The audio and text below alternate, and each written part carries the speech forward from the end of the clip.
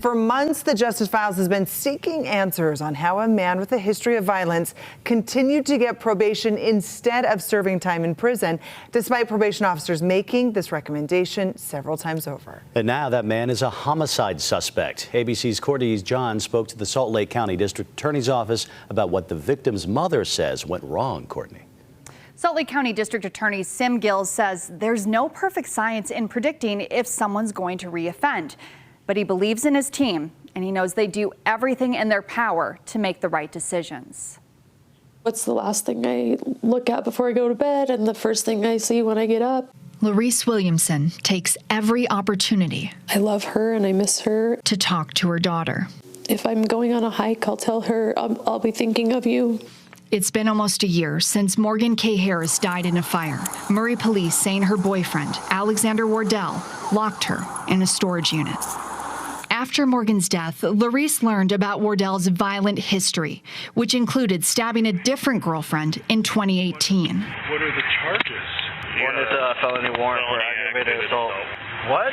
For what?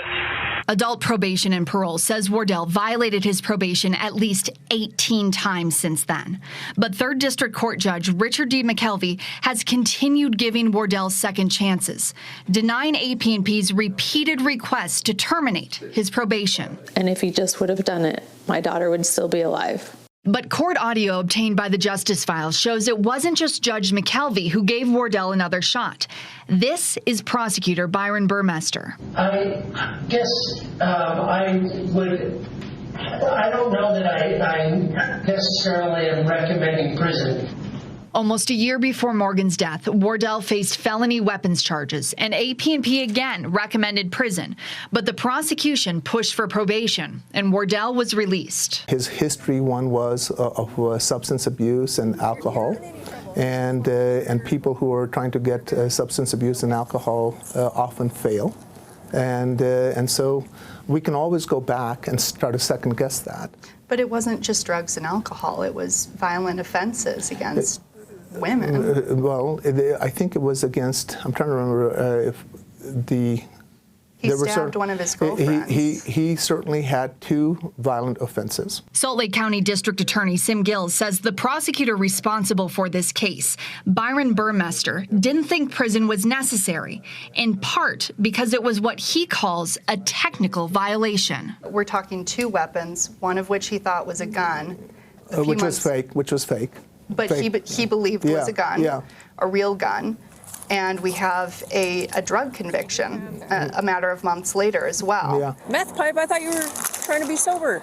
Gill says the prosecutor also believed Judge McKelvey already had his mind made up on releasing Wardell. Saying, you know, the prosecution is reading the room and saying the judge is going to decide this anyway, then what's the point of the prosecution? Well, again, I think what you're trying to do is trying to be as proportionate as you can be.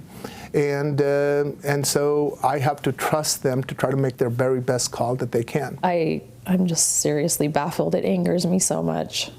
An anger trapped in Larice's heart, next to a necklace carrying Morgan's ashes. I feel like if I have something that I can just touch all day long and think of her in happy ways, it's a way of not letting her go as I let go of the grief and move on into happiness.